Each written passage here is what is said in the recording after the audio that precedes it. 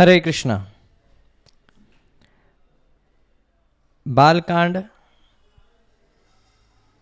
18 सर्ग 18 चैप्टर। अध्याय का नाम राजाओं तथा ऋष्यशृंग को विदा करके राजा दशरथ का रानियों सहित पुरी में आगमन। श्री राम, भरत, लक्ष्मण तथा शत्रुघ्न के जन्म, संस्कार, शील, स्वभाव एवं सद्गुण, राजा के दरबार में विश्वामित्र का आगमन और उनका सत्कार।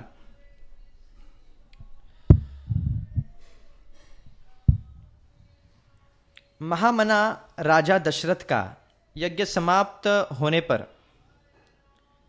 देवता लोग अपना अपना भाग ले जैसे आए थे वैसे लौट गए। दीक्षा का नियम समाप्त होने पर राजा अपनी पत्नियों के साथ ले सेवक, सैनिक और सवारियों सहित पुरी में प्रविष्ट हुए। भिन्न भिन्न देशों के राजा भी जो उनके यज्ञ में सम्मिलित होने के लिए आए थे, महाराज दशरथ द्वारा यथावत सम्मानित हो मुनिवर वशिष्ठ तथा ऋष्यशृंग को प्रणाम करके प्रसन्नतापूर्वक अपने अपने देश को चले गए। अयोध्यापुरी से अपने घर को जाते हुए उन श्रीमान नरेशों के शुभ्र सैनिक अत्यंत हर्षमग्न होने के कारण बड़ी शोभा पा रहे थे। उन राजाओं के विदा हो जाने पर श्रीमान महाराज दशरथ ने श्रेष्ठ ब्राह्मणों को आगे करके अपनी पुरी में प्रवेश किया। राजा द्वारा अत्यंत सम्मानित हो ऋष्यशृंग मुनि भी शांता के साथ अपने स्थान को चले गए। उस समय सेवकों सहित बुद्धिमान महाराज दशरथ कुछ दूर तक उनके पीछे पीछे उन्हें पहुंचाने गए थे।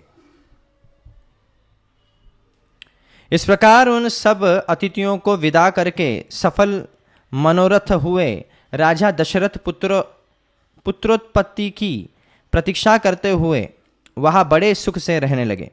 यज्ञ समाप्ति के पश्चात जब 6 ऋतुएं बीत गईं, तब 12वें मास में चैत्र के शुक्ल पक्ष की 9वीं तिथि को पुनर्वसु नक्षत्र एवं कर्क लग्न में कौसल्या देवी ने दिव्य लक्षणों से युक्त सर्वलोक वंदित जगदीश्वर श्री राम को जन्म दिया। उस समय सूर्य, मंगल, शनि, गुरु और शुक्र ये 5 ग्रह अपने अपने उच्च स्थान में विद्यमान थे तथा लग्न में चंद्रमा के साथ बृहस्पति विराजमान थे। वे विष्णु स्वरूप हविष्य या खीर के आधे भाग से प्रकट हुए थे। कौसल्या के महाभाग पुत्र श्री राम इक्ष्वाकु कुल का आनंद बढ़ाने वाले थे। उनके नेत्रों में कुछ कुछ लालिमा थी। उनके ओठ लाल, भुजाएं बड़ी बड़ी और स्वर दुंदुभी के शब्द के समान गंभीर था।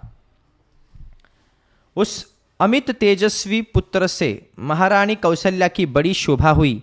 ठीक उसी तरह जैसे सूर्य श्रेष्ठ वज्रपाणी इंद्र से देव माता अदिति सुशोभित हुई थी। तदनंतर कैकेयी से सत्य पराक्रमी भरत का जन्म हुआ, जो साक्षात भगवान विष्णु के स्वरूप भूत पायस खीर के चतुर्थांश से भी न्यून भाग से प्रकट हुए थे। ये समस्त सद्गुणों से संपन्न थे। इसके बाद रानी सुमित्रा ने लक्ष्मण और शत्रुघ्न इन 2 पुत्रों को जन्म दिया। ये दोनों वीर साक्षात भगवान विष्णु के अर्धभाग से संपन्न और सब प्रकार के अस्त्रों की विद्या में कुशल थे। भरत सदा प्रसन्नचित रहते थे। उनका जन्म पुष्य नक्षत्र तथा मीन लग्न में हुआ था। सुमित्रा के दोनों पुत्र आश्लेषा नक्षत्र और कर्क लग्न में उत्पन्न हुए थे। उस समय सूर्य अपने उच्च स्थान में विराजमान था। राजा दशरथ के ये चारों महामनस्वी पुत्र पृथक पृथक गुणों से संपन्न और सुंदर थे। ये भाद्रपदा नामक 4 तारों के समान कांतिमान थे।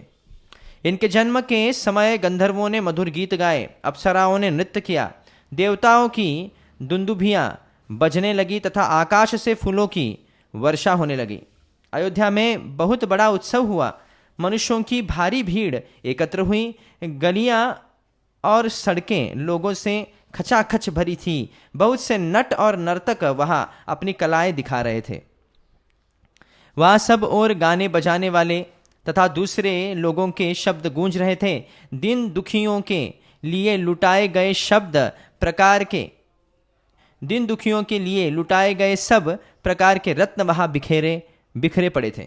राजा दशरथ ने सूत, मागध और वंदीजनों को देने योग्य पुरस्कार दिए तथा ब्राह्मणों को धन एवं सहस्त्रों गोधन प्रदान किए। 11 दिन बीतने पर महाराज ने बालकों का नामकरण संस्कार किया। उस समय महर्षि वशिष्ठ ने प्रसन्नता के साथ सबके नाम रखे। उन्होंने ज्येष्ठ पुत्र का नाम राम रखा। श्री राम महात्मा परमात्मा थे। कैकेयी कुमार का नाम भरत तथा सुमित्रा के एक पुत्र का नाम लक्ष्मण और दूसरे का शत्रुघ्न निश्चित किया। राजा ने ब्राह्मणों, पुरवासियों तथा जनपदवासियों को भी भोजन कराया। ब्राह्मणों को बहुत से उज्ज्वल रलसमूह दान किए। महर्षि वशिष्ठ ने समय समय पर राजा से उन बालकों के जात कर्म आदि सभी संस्कार करवाए थे। उन सब में श्री रामचंद्र जी ज्येष्ठ होने के साथ ही अपने कुल की कीर्ति की ध्वजा को फहराने वाली पताका के समान थे। वे अपने पिता की प्रसन्नता को बढ़ाने वाले थे। सभी भूतों के लिए यानी सभी जीवों के लिए वे स्वयंभू ब्रह्मा जी के समान विशेष प्रिय थे। राजा के सभी पुत्र वेदों के विद्वान और शूरवीर थे।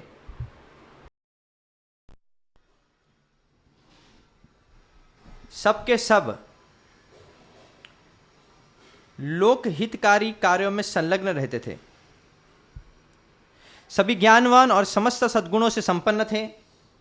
उनमें भी सत्य पराक्रमी श्री रामचंद्र जी सबसे अधिक तेजस्वी और सब लोगों के विशेष प्रिय थे। वे निष्कलंक चंद्रमा के समान शोभा पाते थे। उन्होंने हाथी के कंधे और घोड़े की पीठ पर बैठने तथा रथ हाँकने की कला में भी सम्मानपूर्ण स्थान प्राप्त किया था। वे सदा धनुर्वेद का अभ्यास करते और पिताजी सेवा में लगे रहते थे।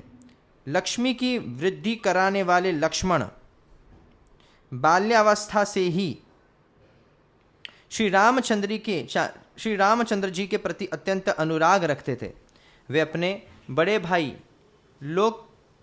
लोकभिराम श्री राम का सदा ही प्रिय करते थे और शरीर से भी उनकी सेवा में ही जुटे रहते थे। शोभा संपन्न लक्ष्मण श्री रामचंद्र जी के लिए बाहर विचरने वाले दूसरे प्राण के समान थे। पुरुषोत्तम श्री राम को उनके बिना नींद भी नहीं आती थी। यदि उनके पास उत्तम भोजन लाया जाता तो श्री रामचंद्र जी उसमें से लक्ष्मण को दिए बिना नहीं खाते थे। जब श्री रामचंद्र जी घोड़े पर चढ़कर शिकार खेलने के लिए जाते, उस समय लक्ष्मण धनुष लेकर उनके शरीर की रक्षा करते हुए पीछे पीछे जाते थे। इसी प्रकार लक्ष्मण के छोटे भाई शत्रुघ्न भरत जी को प्राणों से भी अधिक प्रिय थे और वे भी भरत जी को सदा प्राणों से भी अधिक प्रिय मानते थे। इन 4 महान भाग्यशाली प्रिय पुत्रों से राजा दशरथ को बड़ी प्रसन्नता प्राप्त होती थी। ठीक वैसे ही जैसे 4 देवताओं से ब्रह्मा जी को प्रसन्नता होती है, दिक्पालों से, यानी 4 देवता यानी दिक्पालों से ब्रह्मा जी को प्रसन्नता होती है। वे सब बालक जब समझदार हुए, जब समस्त सद्गुणों से संपन्न हो गए, वे सभी लज्जाशील, यशस्वी, सर्वज्ञ और दूरदर्शी थे। ऐसे प्रभावशाली और अत्यंत तेजस्वी उन सभी पुत्रों की प्राप्ति से राजा दशरथ लोकेश्वर ब्रह्मा की भांति बहुत प्रसन्न थे। वे पुरुष सिंह राजकुमार प्रतिदिन वेदों के स्वाध्याय, पिता की सेवा तथा धनुर्वेद के अभ्यास में दत्तचित्त रहते थे। एक दिन धर्मात्मा राजा दशरथ पुरोहित तथा बंधु बांधवों के साथ बैठकर पुत्रों के विवाह के विषय में विचार कर रहे थे। मंत्रियों के बीच में विचार करते हुए उन महामना नरेश के यहाँ महातेजस्वी महामुनि विश्वामित्र पधारे। वे राजा से मिलना चाहते थे। उन्होंने द्वारपालों से कहा, तुम लोग शीघ्र जाकर महाराज को यह सूचना दो कि कुशिक वंशी गाधी पुत्र विश्वामित्र आए हैं। उनकी यह बात सुनकर वे द्वारपाल दौड़े हुए राजा के दरबार में गए। वे सब विश्वामित्र के उस वाक्य से प्रेरित होकर मन ही मन घबराए हुए थे। राजा के दरबार में पहुंचकर उन्होंने इक्ष्वाकु कुल नंदन अवघ नरेश से कहा, महाराज, महर्षि विश्वामित्र पधारे हैं। उनकी यह वह बात सुनकर राजा सावधान हो गए। उन्होंने पुरोहित को साथ लेकर बड़े हर्ष के साथ उनकी अगवानी कफी मानो देवराज इंद्र ब्रह्मा जी का स्वागत कर रहे हो। विश्वामित्र जी कठोर व्रत का पालन करने वाले तपस्वी थे। वे अपने तेज से प्रज्वलित हो रहे थे। उनका दर्शन करके राजा का मुख प्रसन्नता से खिल उठा और उन्होंने महर्षि को अर्घ्य निवेदन किया। राजा का वह अर्घ्य शास्त्रीय विधि के अनुसार स्वीकार करके महर्षि ने उनसे कुशल मंगल पूछा। धर्मात्मा विश्वामित्र ने क्रमशः राजा के नगर, खजाना, राज्य, बंधु बांधव तथा मित्र वर्ग आदि के विषय में कुशल प्रश्न किया। राजन, आपके राज्य की सीमा के निकट रहने वाले शत्रु राजा आपके समक्ष नतमस्तक तो हैं? आपके उन पर विजय तो प्राप्त की है ना? आपके यज्ञ, याग आदि देव कर्म और अतिथि सत्कार आदि मनुष्य कर्म तो अच्छी तरह संपन्न होते हैं ना? इसके बाद महाभाग मुनिवर विश्वामित्र ने वशिष्ठ जी तथा अन्यान्य ऋषियों से मिलकर उन सब का यथावत कुशल समाचार पूछा। फिर वे सब लोग प्रसन्नचित होकर राजा के दरबार में गए और उनके द्वारा पूजित हो यथा योग्य आसनों पर बैठे।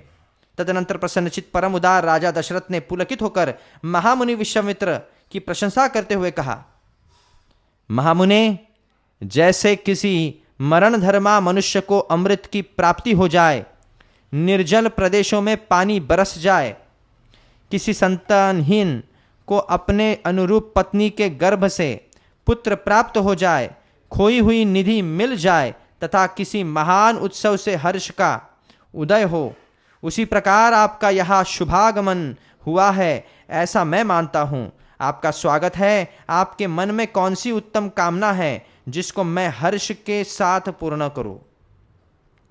ब्राह्मण, आप मुझसे सब प्रकार की सेवा लेने योग्य उत्तम पात्र है। मानद, मेरा अहोभाग्य है जो आपने यहाँ तक पधारने का कष्ट उठाया। आज मेरा जन्म सफल और जीवन धन्य हो गया। मेरी बीती हुई रात सुंदर प्रभात दे गई, जिससे मैंने आज आप ब्राह्मण शिरोमणि का दर्शन किया। पूर्व काल में आप राज ऋषि शब्द से उपलक्षित होते थे, फिर तपस्या से अपनी अद्भुत प्रभा को प्रकाशित करके आपने ब्रह्म ऋषि का पद पाया। अतः आप राज ऋषि और ब्रह्म ऋषि दोनों ही रूपों में मेरे पूजनीय है। आपका जो यहाँ मेरे समक्ष शुभागमन हुआ है, यह परम पवित्र और अद्भुत है। प्रभो, आपके दर्शन से आज मेरा घर तीर्थ हो गया। मैं अपने आप को पुण्य क्षेत्रों की यात्रा करके आया हुआ मानता हूँ। बताइए, आप क्या चाहते हैं? आपके शुभागमन का शुभ उद्देश्य क्या है? उत्तम व्रत का पालन करने वाले महर्षि, मैं चाहता हूँ कि आपकी कृपा से अनुग्रहित होकर आपके अभिष्ट मनोरथ को जान लूँ और अपने अभ्युदय के लिए इसकी पूर्ति करूँ। कार्य सिद्ध होगा या नहीं, ऐसे संशय को अपने मन में स्थान न दीजिए।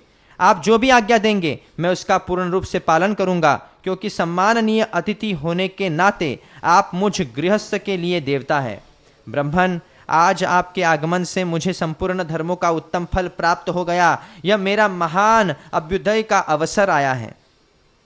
मनस्वी नरेश के कहे हुए ये विनय युक्त वचन, जो हृदय को और कानों को सुख देने वाले थे, सुनकर विख्यात गुण और यश वाले शम दम आदि सद्गुणों से संपन्न महर्षि विश्वामित्र बहुत प्रसन्न हुए।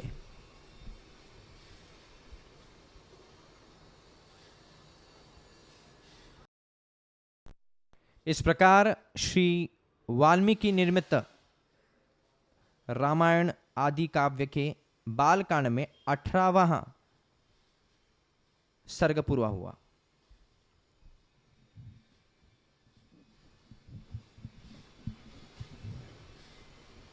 एकोनविंशः सर्गः 19वां अध्याय।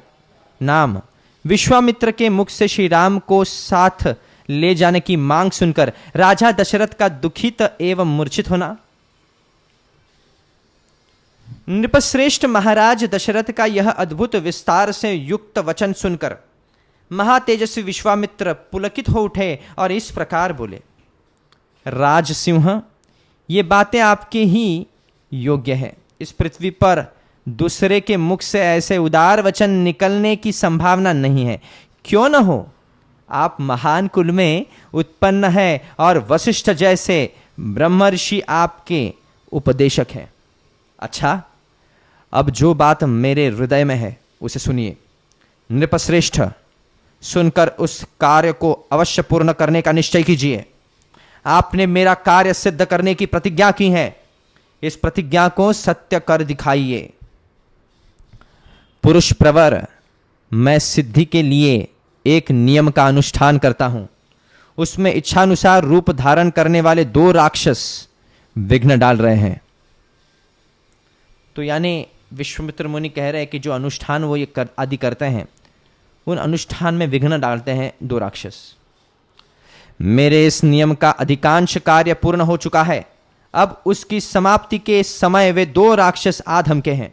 उनके नाम हैं मारीच और सुबाहु। वे दोनों बलवान और सुशिक्षित हैं। उन्होंने मेरी यज्ञ वेदी पर रक्त और मांस की वर्षा कर दी है। इस प्रकार उस समाप्त प्राय नियम में विघ्न पड़ जाने के कारण मेरा परिश्रम व्यर्थ गया और मैं उत्साहहीन होकर उस स्थान से चला आया। पृथ्वीनाथ, उनके ऊपर अपने क्रोध का प्रयोग करूं, उन्हें शाप दे दूं, ऐसा विचार मेरे मन में नहीं आता है, क्योंकि वह नियम ही ऐसा है जिसको आरंभ कर देने पर किसी को शाप नहीं दिया जाता। अतः नृपश्रेष्ठ, आप अपने काक पक्षधारी सत्य पराक्रमी शूरवीर ज्येष्ठ पुत्र श्री राम को मुझे दे दे। ये मुझसे सुरक्षित रहकर अपने दिव्य तेज से उन विघ्नकारी राक्षसों का नाश करने में समर्थ है। मैं इन्हें अनेक प्रकार का श्रेय प्रदान करूंगा, इसमें संशय नहीं है। उस श्रेय को पाकर ये तीनों लोकों में विख्यात होंगे। श्री राम के सामने आकर वे दोनों राक्षस किसी तरह ठहर नहीं सकते। इन रघुनंदन के सिवा दूसरा कोई पुरुष उन राक्षसों को मारने का साहस नहीं कर सकता। नृपश्रेष्ठ, अपने बल का घमंड रखने वाले वे दोनों पापी निशाचर कालपाश के अधीन हो गए हैं, अतः महात्मा श्री राम के सामने नहीं टिक सकते। भूपाल, आप पुत्र विषयक स्नेह को सामने न लाइए। मैं आपसे प्रतिज्ञा पूर्वक कहता हूं कि इन दोनों राक्षसों को इनके हाथ से मरा हुआ ही समझिए। सत्य पराक्रमी महात्मा श्री राम क्या है यह मैं जानता हूं। महातेजस्वी वशिष्ठ जी तथा ये अन्य तपस्वी भी जानते हैं। राजेंद्र, यदि आप इस भूमंडल में धर्म लाभ और उत्तम यश को स्थिर रखना चाहते हो तो श्री राम को मुझे दे दीजिए। ककुस्थ नंदन, यदि वशिष्ठ आदि आपके सभी मंत्री आपको अनुमति दें तो आप श्री राम को मेरे साथ विदा कर दीजिए। मुझे राम को ले जाना अभिष्ट है। ये भी बड़े होने के कारण अब आसक्ति रहित हो गए हैं। अतः आप यज्ञ के अवशिष्ट 10 दिनों के लिए अपने पुत्र कमलनयन श्री राम को मुझे दे दीजिए। रघुनंदन, आप ऐसा कीजिए जिससे मेरा यज्ञ का समय व्यतीत न हो जाए। आपका कल्याण हो। आप अपने मन को शोक और चिंता में न डालिए। यह धर्म और अर्थ से युक्त वचन कहकर धर्मात्मा महातेजस्वी परम बुद्धिमान विश्वामित्र जी चुप हो गए।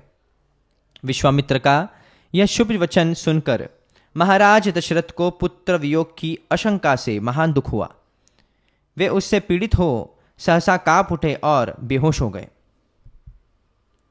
थोड़ी देर बाद जब उन्हें होश हुआ तब वे भयभीत हो विषाद करने लगे। विश्वामित्र मुनि का वचन राजा के हृदय और मन को विदीर्ण करने वाला था। उसे सुनकर उनके मन में बड़ी व्यथा हुई। वे महान मनस्वी महाराज अपने आसन से विचलित हो मूर्छित हो गए। इस प्रकार श्री वाल्मीकि निर्मित रामायण आदि काव्य के बालकांड में 19वां सर्ग पूरा हुआ।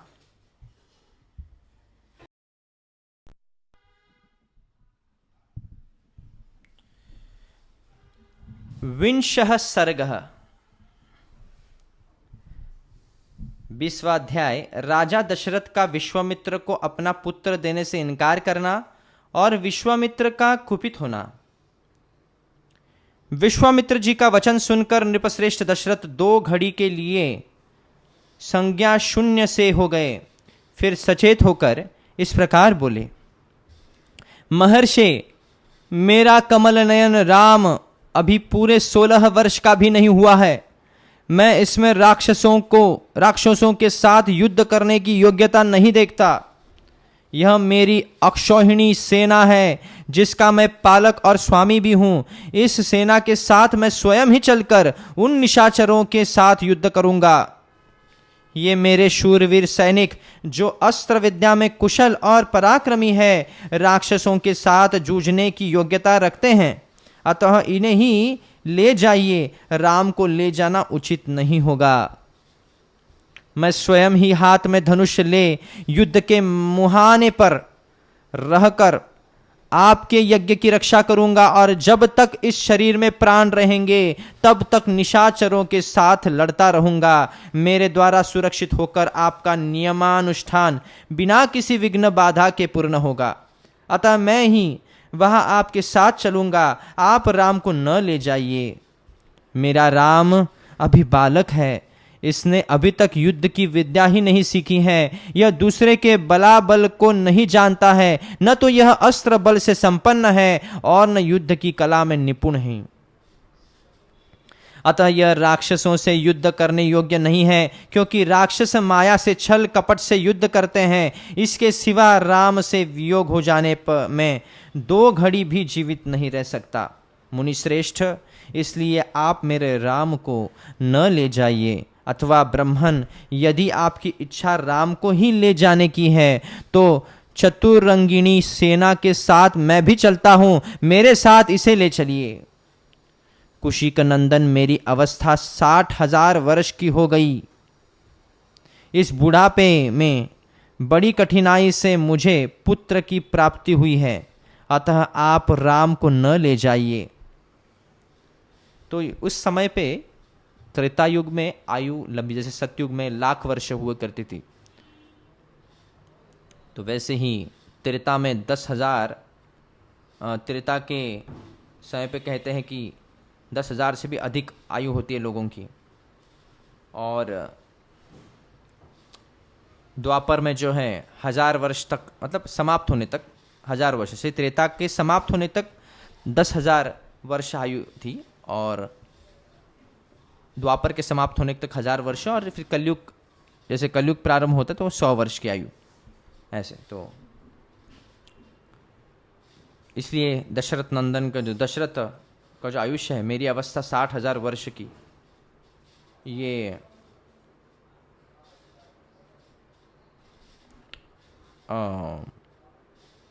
दशरथ की जो आयु है यहाँ पे दिख रही है, मेरी अवस्था 60,000 वर्ष की हो गई इस बुढ़ापे, मतलब इतने साल वो जिए हैं।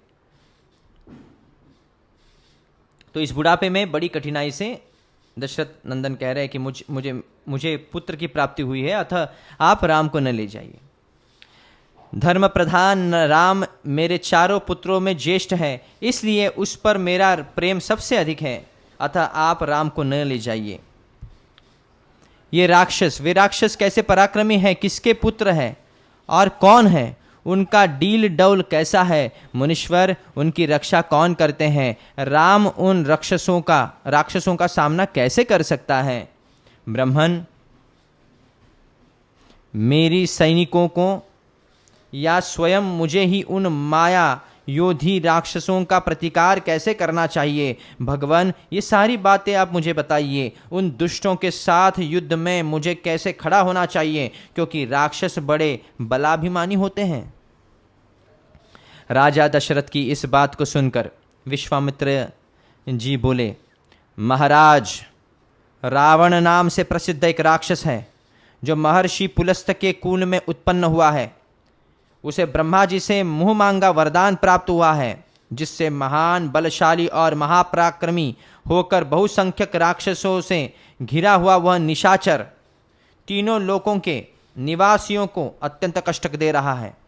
सुना जाता है कि राक्षस राज रावण विश्रवा मुनि का औरस पुत्र तथा साक्षात कुबेर का भाई है। वह महाबली निशाचर इच्छा रहते हुए भी स्वयं आकर यज्ञ में विघ्न नहीं डालता, अपने लिए इसे तुच्छ कार्य समझता है। इसलिए उसी की प्रेरणा से दो महान बलवान राक्षस मारीच और सुबाहु यज्ञों में विघ्न डाला करते हैं। विश्वामित्र मुनि के ऐसा कहने पर राजा दशरथ उनसे इस प्रकार बोले, मुनिवर, मैं उस दुरात्मा रावण के सामने युद्ध में नहीं ठहर सकता। धर्मज्ञ महर्षि, आप मेरे पुत्र पर तथा मुझ मंदभागी दशरथ पर भी कृपा कीजिए, क्योंकि आप मेरे देवता तथा गुरु हैं। युद्ध में रावण का वेग तो देवता, दानव, गंधर्व, यक्ष, गरुड़ और नाग भी नहीं सह सकते, फिर मनुष्यों की तो बात ही क्या करें। मुनि श्रेष्ठ, रावण समरांगण में बलवानों के बल का अपहरण कर लेता है, अतः मैं अपनी सेना और पुत्रों के साथ रहकर भी उससे तथा उसके सैनिकों से युद्ध करने में असमर्थ हूं। ब्राह्मण, यह मेरा देवोपम पुत्र युद्ध की कला से सर्वथा अनभिज्ञ है। इसकी अवस्था भी अभी बहुत थोड़ी है, इसलिए मैं इसे किसी तरह नहीं दूंगा। मारीच और सुबाहु सुप्रसिद्ध दैत्य सुंद और उपसुंद के पुत्र हैं। वे दोनों युद्ध में यमराज के समान हैं। यदि वे ही आपके यज्ञ में विघ्न डालने वाले हैं, तो मैं उनका सामना करने के लिए अपने पुत्र को नहीं दूंगा, क्योंकि वे दोनों प्रबल पराक्रमी और युद्ध विषयक उत्तम शिक्षा से संपन्न हैं। मैं उन दोनों में से किसी एक के साथ युद्ध करने के लिए अपने सुहृदों के साथ चलूंगा। अन्यथा यदि आप मुझे न ले जाने चाहें, तो मैं भाई बंधुओं सहित आपसे अनुनय विनय करूंगा कि आप राम को छोड़ दें। राजा दशरथ के ऐसे वचन सुनकर विप्रवर कुशिक नंदन विश्वामित्र के मन में महान क्रोध का आवेश हो आया। जैसे यज्ञशाला में अग्नि की भली भांति आहुति देकर घी की धारा से अभिषिक्त कर दिया जाए और वह प्रज्वलित हो उठे, उसी तरह अग्नितुल्य तेजस्वी महर्षि विश्वामित्र भी क्रोध से जल उठे। इस प्रकार श्री वाल्मीकि निर्मित आर्ष रामायण बालकांड में 20वां सर्ग पूरा हुआ। 21वां सर्ग विश्वामित्र के रोषपूर्ण वचन तथा वशिष्ठ का राजा दशरथ को समझाना। राजा दशरथ की बात के एक एक अक्षर में पुत्र के प्रति स्नेह भरा हुआ था। उसे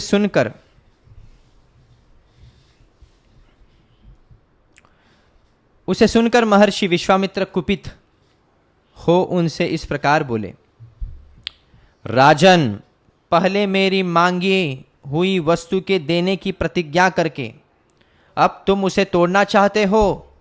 प्रतिज्ञा का यह त्याग रघुवंशियों के योग्य तो नहीं है। यह बर्ताव तो इस कुल के विनाश का सूचक है। नरेश्वर, यदि तुम्हें ऐसा ही उचित प्रतीत होता है तो मैं जैसा आया था वैसे ही लौट जाऊंगा। कुकुत्स्थकुल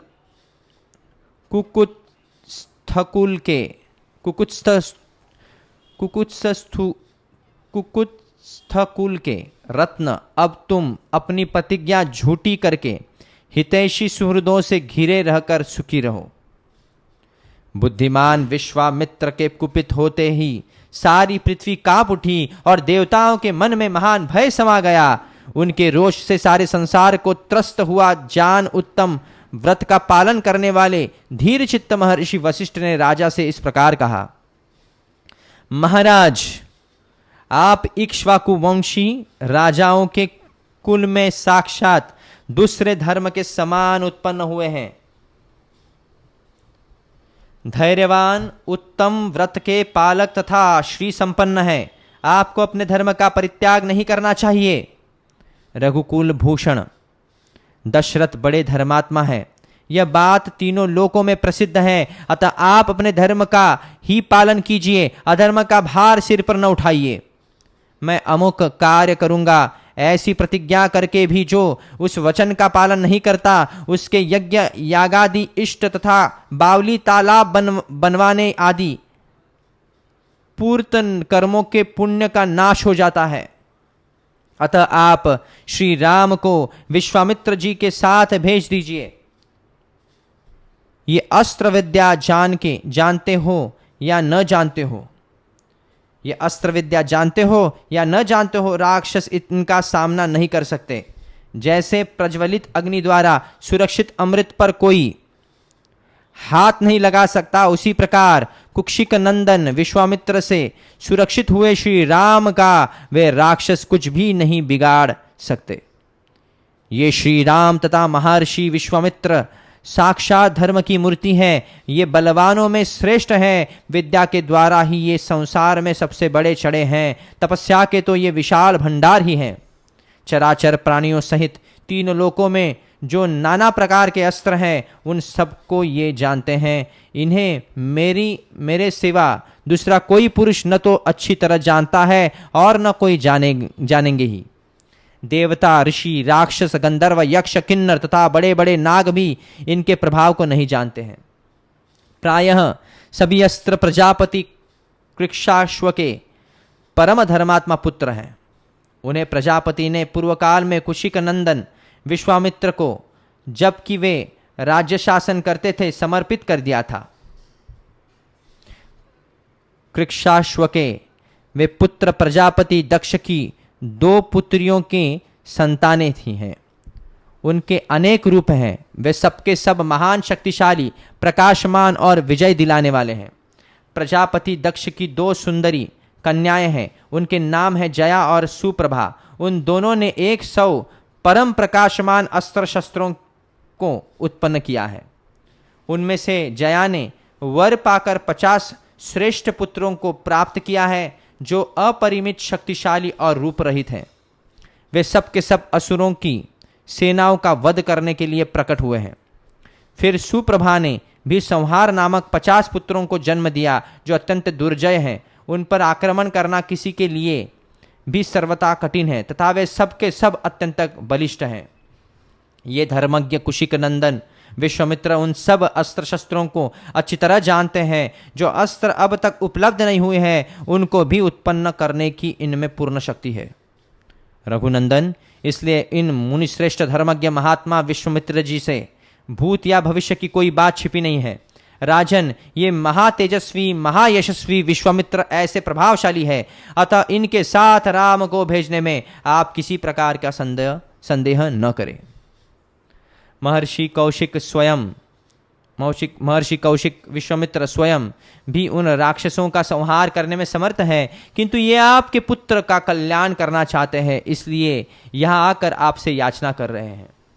महर्षि वशिष्ठ के इस वचन से विख्यात यश वाले रघुकुल शिरोमणि नृपश्रेष्ठ दशरथ का मन प्रसन्न हो गया।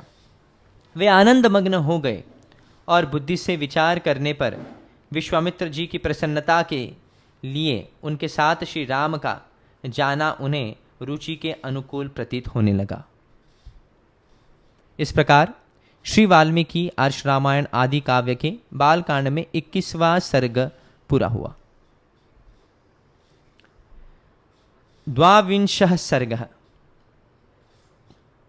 22वां अध्याय राजा दशरथ का स्वस्ति वाचन पूर्वक राम लक्ष्मण को मुनि के साथ भेजना, मार्ग में उन्हें विश्वामित्र से बला और अतिबला नामक विद्या की प्राप्ति। वशिष्ठ के ऐसा कहने पर राजा दशरथ का मुख प्रसन्नता से खिल उठा। उन्होंने स्वयं ही लक्ष्मण सहित श्री राम को अपने पास बुलाया। फिर माता कौसल्या, पिता दशरथ और पुरोहित वशिष्ठ ने स्वस्ति वाचन करने के पश्चात उनका यात्रा संबंधी मंगल कार्य संपन्न किया। श्री राम को मंगल सूचक मंत्रों से अभिमंत्रित किया गया। तदनंतर राजा दशरथ ने पुत्र का मस्तक सूंघकर अत्यंत प्रसन्नचित्त से उसको विश्वामित्र को सौंप दिया। उस समय धूल रहित सुखदायिनी वायु चलने लगी। कमलनयन श्री राम को विश्वामित्र जी के साथ जाते देख देवताओं ने आकाश से वहां फूलों की बड़ी भारी वर्षा की। देव दुंदुभियां बजने लगी। महात्मा श्री राम यात्रा के समय शंखों और नगाड़ों की ध्वनि होने लगी। आगे आगे विश्वामित्र, उनके पीछे काक पक्ष धारी महायशस्वी श्री राम तथा उनके पीछे सुमित्रा कुमार लक्ष्मण जा रहे थे।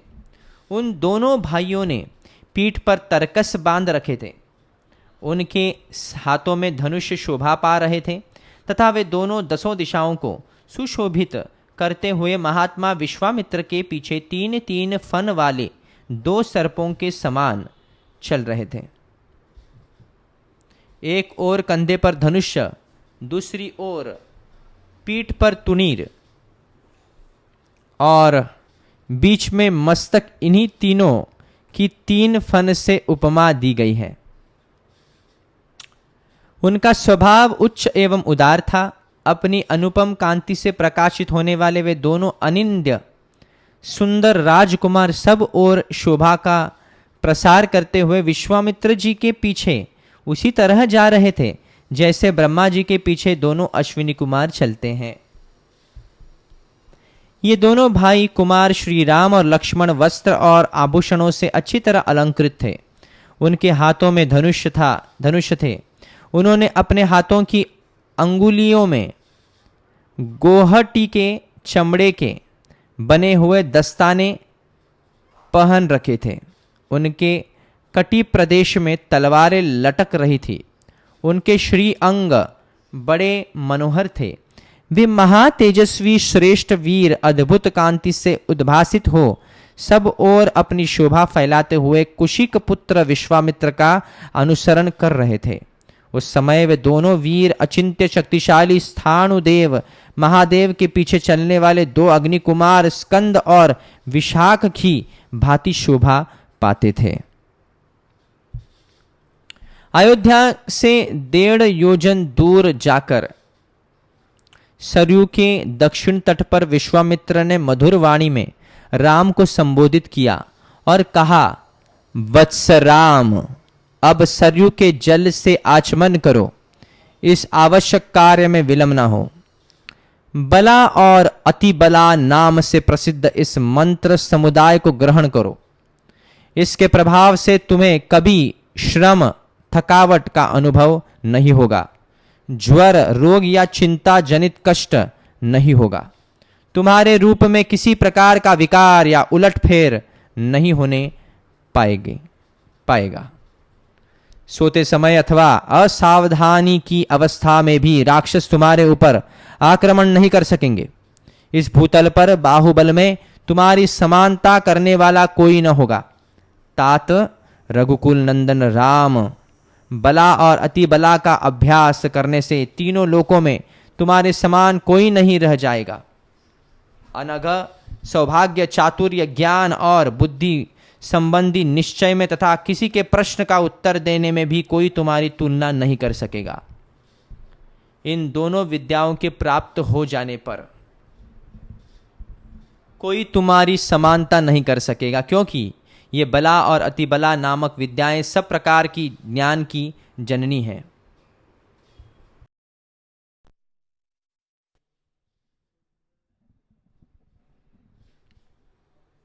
तो इन दोनों विद्याओं को प्राप्त हो जाने पर कोई तुम्हारी समानता नहीं कर सकेगा, ऐसे विश्वामित्र मुनि कह रहे हैं राम जी को। जो बला और अतिबला नामक विद्याएं सब प्रकार की ज्ञान की जननी है। नरश्रेष्ठ श्री राम, तात रघुनंदन, बला और अतिबला का अभ्यास कर लेने पर तुम्हें भूख प्यास का भी कष्ट नहीं होगा। अतः रघुकुल को आनंदित करने वाले राम, तुम संपूर्ण जगत की रक्षा के लिए इन दोनों विद्याओं को ग्रहण करो। इन दोनों विद्याओं का अध्ययन कर लेने पर इस भूतल पर तुम्हारे यश का विस्तार होगा। ये दोनों विद्याएं ब्रह्मा जी की तेजस्विनी पुत्रियां हैं।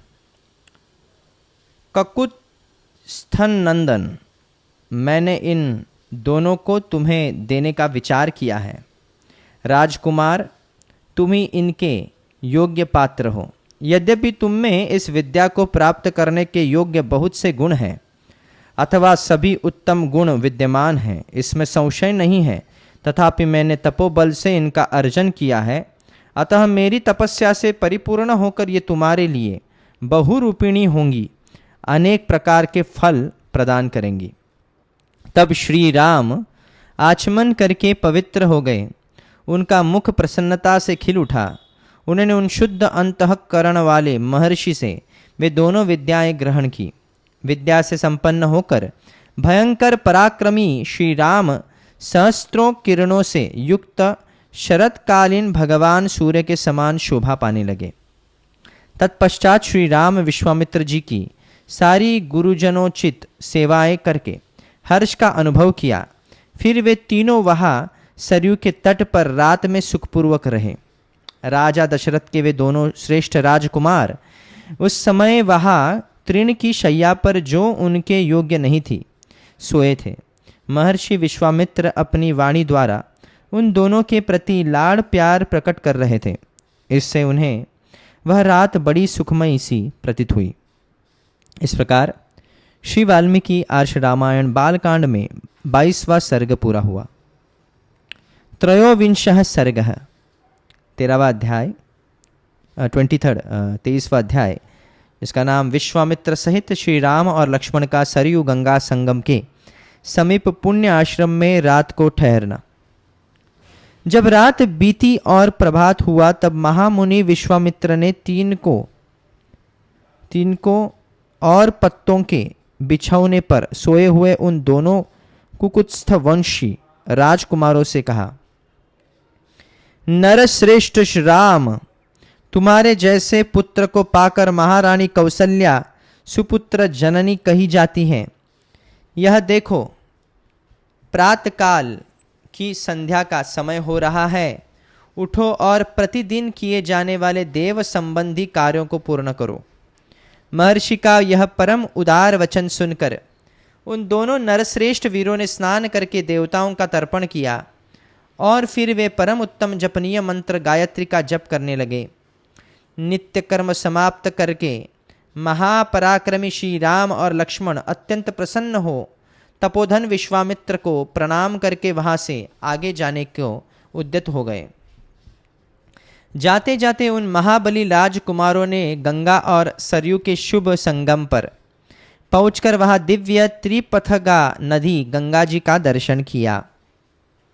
संगम के पास ही शुद्ध अंतःकरण वाले महर्षियों का एक पवित्र आश्रम था, जहां वे कई हजार वर्षों से तीव्र तपस्या करते थे। उस पवित्र आश्रम को देखकर रघुकुल रत्न श्री राम और लक्ष्मण बड़े प्रसन्न हुए। उन्होंने महात्मा विश्वामित्र से यह बात की, भगवान, यह किसका पवित्र आश्रम है और इसमें कौन पुरुष निवास करता है? यह हम दोनों सुनना चाहते हैं। इसके लिए हमारे मन में बड़ी उत्कंठा है। उन दोनों का यह वचन सुनकर मुनिश्रेष्ठ विश्वामित्र हंसते हुए बोले, राम, यह आश्रम पहले जिसके अधिकार में रहा है उसका परिचय देता हूँ। सुनो, विद्वान पुरुष जिसे नाम काम कहते हैं, वह कंदर्प पूर्व काल में मूर्तिमान था, शरीर धारण करके विचरता था। उन दिनों भगवान स्थाणु यानी शिव जी उसी आश्रम में चित्त को एकाग्र करके नियम पूर्वक तपस्या करते थे। एक दिन समाधि से उठकर देवेश्वर शिव मरुद गणों के साथ कहीं जा रहे थे। उसी समय दुर्बुद्धि काम ने उन पर आक्रमण किया। यह देख महात्मा शिव ने हुंकार करके उसे रोका।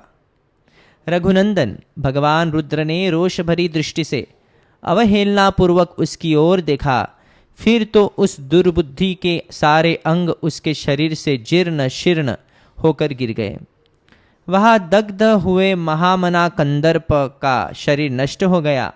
देवेश्वर रुद्र ने अपने क्रोध से काम को अंगहीन कर दिया। राम तभी से वह अनंग नाम से विख्यात हुआ। शोभाशाली कंदर्प ने जहाँ अपना अंग छोड़ा था, वह प्रदेश अंग देश के नाम से विख्यात हुआ है। यह उन्हीं महादेव जी का पुण्य आश्रम है। वीर, ये मुनि लोग पूर्व काल में उन्हीं स्थानों के धर्मपरायण शिष्य थे। इनका सारा पाप नष्ट हो गया है। शुभ दर्शन राम, आज की रात में हम लोग यही इन पुण्य लीला सरिताओं के बीच में निवास करें। कल सवेरे इन्हें पार करेंगे। हम सब लोग पवित्र होकर इस पुण्य आश्रम में चले। यहाँ रहना हमारे लिए बहुत उत्तम होगा। नरश्रेष्ठ, या स्नान करके जप और हवन करने के बाद हम रात में बड़े सुख से रहेंगे। वे लोग वहाँ इस प्रकार आपस में बातचीत कर ही रहे थे कि उस आश्रम में निवास करने वाले मुनि मन ही मन बड़े प्रसन्न हुए। उनकी हृदय में हर्ष जनित उल्लास छा गया। उन्होंने विश्वामित्र जी को अर्घ्य, पाद्य और अतिथि सत्कार की सामग्री अर्पित करने के बाद श्री राम और लक्ष्मण का भी आतिथ्य किया। यथोचित सत्कार करके उन मुनियों ने इन अतिथियों का भांति भांति का कथा वार्ताओं द्वारा मनोरंजन किया। फिर उन महर्षियों ने एकाग्रचित्त होकर यथावत संध्या वंदन एवं जप किया। तदनंतर वहाँ रहने वाले मुनियों, अन्य उत्तम व्रतधारी मुनियों के साथ विश्वामित्र आदि को शयन के लिए उपयुक्त स्थान में पहुंचा दिए। संपूर्ण कामनाओं की पूर्ति करने वाले उस पुण्य आश्रम में उन विश्वामित्र आदि ने बड़े सुख से निवास किया। धर्मात्मा मुनिश्रेष्ठ विश्वामित्र ने उन मनोहर राजकुमारों का सुंदर कथाओं द्वारा मनोरंजन किया। इस प्रकार श्री वाल्मीकि निर्मित रामायण बालकांड में 23वां सर्ग पूरा हुआ। चतुर्विशः सर्ग, 24वां अध्याय। श्री राम और लक्ष्मण का गंगा पार होते समय विश्वामित्र जी से जल में उठती हुई तुमुल ध्वनि के विषय में प्रश्न करना, विश्वामित्र जी का उन्हें इसका कारण बताना तथा मलद, कुरुष एवं ताटका वन का परिचय देते हुए इन्हें ताटका वध के लिए आज्ञा प्रदान करना। तदनंतर निर्मल प्रभात काल में नित्य कर्म से निवृत्त हुए विश्वामित्र जी को आगे करके शत्रु दमन वीर श्री राम और लक्ष्मण गंगा नदी के तट पर आए। उस समय उत्तम व्रत का पालन करने वाले उन पुण्याश्रम निवासी महात्मा मुनियों ने एक सुंदर नाव मंगवाकर विश्वामित्र जी से कहा, महर्षि, आप इन राजकुमारों को आगे करके इस नाव पर बैठ जाइए और मार्ग को निर्विघ्नता पूर्वक तय कीजिए, जिससे विलंब न हो। विश्वामित्र जी ने बहुत अच्छा कहकर उन महर्षियों की सराहना की और वे श्री राम तथा लक्ष्मण के साथ समुद्रगामिनी गंगा नदी के पार करने लगे। गंगा की बीच धारा में आने पर छोटे भाई सहित महातेजस्वी श्री राम को दो जलों के टकराने की बड़ी भारी आवाज सुनाई देने लगी। यह कैसी आवाज है, क्यों तथा कहाँ से आ रही है, इस बात को निश्चित रूप से जानने की इच्छा उनके भीतर जाग उठी। तब श्री राम ने नदी के मध्य भाग में मुनिवर विश्वामित्र से पूछा, जल के परस्पर मिलने से यहाँ ऐसी तुमुल ध्वनि क्यों हो रही है? श्री रामचंद्र जी के वचन में इस रहस्य को जानने की उत्कंठा भरी हुई थी। उसे सुनकर धर्मात्मा विश्वामित्र ने उस महान शब्द तुमुल ध्वनि का सुनिश्चित कारण बताते हुए कहा, नरश्रेष्ठ राम, कैलाश पर्वत पर एक सुंदर सरोवर है। उसे ब्रह्मा जी ने अपने मानसिक संकल्प से प्रकट किया था। मन के द्वारा प्रकट होने से ही वह उत्तम सरोवर मानस कहलाता है। उस सरोवर से एक नदी निकली है जो अयोध्यापुरी से सटकर बहती है। ब्रह्मसर से निकलने के कारण वह पवित्र नदी सरयू के नाम से विख्यात है। उसी का जल गंगा जी में मिल रहा है। दो नदियों को जलों के संघर्ष से ही यह भारी आवाज हो रही है, जिसकी कहीं तुलना नहीं है। राम, तुम अपने मन को संयम में रखकर इस संगम के जल को प्रणाम करो। यह सुनकर उन दोनों अत्यंत धर्मात्मा भाइयों ने उन दोनों नदियों को प्रणाम किया और गंगा की दक्षिण किनारे पर उतरकर वे दोनों बंधु जल्दी जल्दी पैर बढ़ाते हुए चलने लगे। उस समय इक्ष्वाकु नंदन राजकुमार श्री राम ने अपने सामने एक भयंकर वन देखा, जिसमें मनुष्यों के आने जाने के कोई चिन्ह नहीं थे, नहीं था। उसे देखकर उन्होंने मुनिवर विश्वामित्र जी से पूछा, गुरुदेव, यह वन तो बड़ा ही अद्भुत एवं दुर्गम है। यहाँ चारों ओर झिल्लियों की झनकार सुनाई देती है। भयानक हिंसक जंतु भरे हुए हैं। भयंकर बोली बोलने वाले पक्षी सब ओर फैले हुए हैं। नाना प्रकार के विहंगम भीषण स्वर में चहचहा रहे हैं। सिंह, व्याघ्र, सुअर और हाथी भी इस जंगल की शोभा बढ़ा रहे हैं। धौरा, अश्वकर्ण एक प्रकार के शाल वृक्ष, कुकुभ, अर्जुन, बेल, तिंदुक यानी तेंदु, पाटल, पाणर तथा बेर के वृक्षों से भरा हुआ यह भयंकर वन क्या है? इसका क्या नाम है?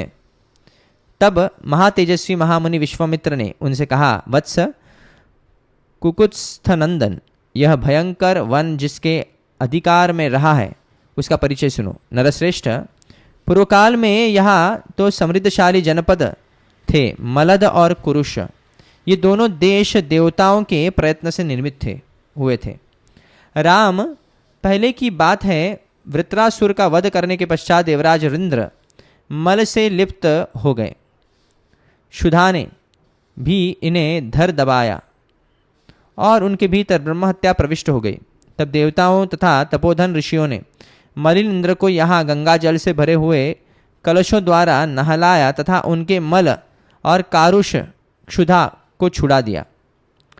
इस भूभाग में देवराज इंद्र ने इंद्र के शरीर से उत्पन्न हुए मल और कारुष को देखकर देवता लोग बड़े प्रसन्न हुए।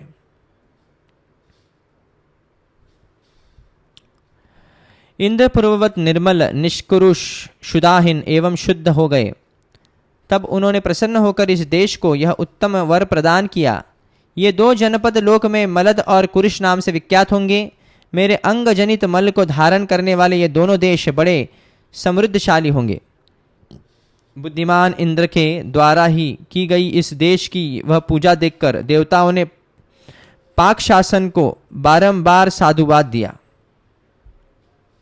शत्रु दमन, मलद और कुरुष ये दोनों जनपद दीर्घकाल तक समृद्धशाली धन धान्य से संपन्न तथा सुखी रहे हैं। कुछ काल के अनंतर यहाँ इच्छानुसार रूप धारण करने वाली एक यक्षिणी आई, जो अपने शरीर में 1000 हाथियों का बल धारण करती थी। उसका नाम ताड़का है। वह बुद्धिमान सुंद नामक दैत्य की पत्नी है। तुम्हारा कल्याण हो। मारीच नामक राक्षस जो इंद्र के समान पराक्रमी है, उस ताड़का का ही पुत्र है। उसकी भुजाएं गोल, मस्तक बहुत बड़ा, मुंह फैला हुआ और शरीर विशाल है। वह भयानक आकार वाला राक्षस यहाँ की प्रजा को सदा ही त्रास पहुंचाता रहता है। रघुनंदन, वह दुराचारिणी ताड़का भी सदा मलद और कुरुष इन दोनों जनपदों का विनाश करती रहती है। वह यक्षिणी 1.5 योजन 6 कोस तक के मार्ग को घेर कर इस वन में रहती है। अतः हम लोगों को जिस ओर ताड़का वन है उधर ही चलना चाहिए। तुम अपने बाहुबल का सहारा लेकर इस दुराचारिणी को मार डालो। मेरी आज्ञा से इस देश को पुनः निष्कंटक बना दो। यह देश ऐसा रमणीय है तो भी इस समय कोई यहाँ आ नहीं सकता है। राम, उस असह्य एवं भयानक यक्षिणी ने इस देश को उजाड़ कर डाला है। यह वन ऐसा भयंकर क्यों है, यह सारा रहस्य मैंने तुम्हें बता दिया। उस यक्षिणी ने ही इस सारे देश को उजाड़ दिया है और वह आज भी अपने उस क्रूर कर्म से निवृत्त नहीं हुई है। इस प्रकार श्री वाल्मीकि निर्मित आर्ष रामायण आदि काव्य के बालकांड में 24वां सर्ग पूरा हुआ।